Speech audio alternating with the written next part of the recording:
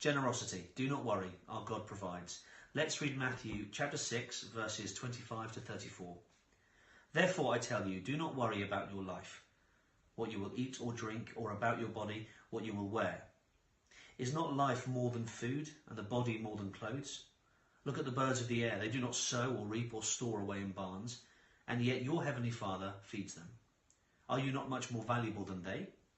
Can any of you, by worrying, add a single hour to your life? And why do you worry about clothes? See how the flowers of the field grow.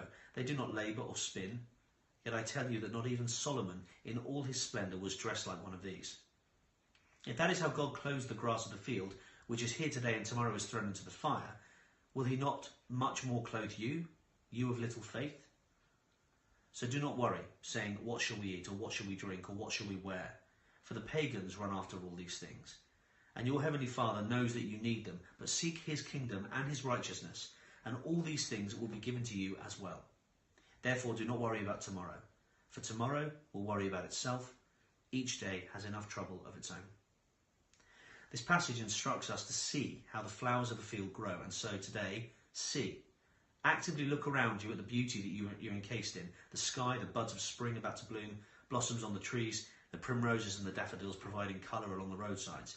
Just look and gaze upon God's abundant provision. When God created the world, he handed the creation over to man.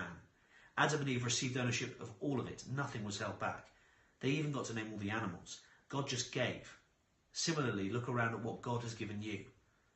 Sometimes we forget God's excessive provision, and when funds become limited or empty, or difficult choices or times surround us, worry creeps in.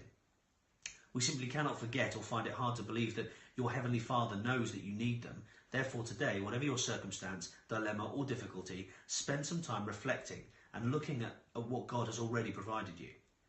Also, the passage instructs us to seek first his kingdom and righteousness. And so remember, God has also created you.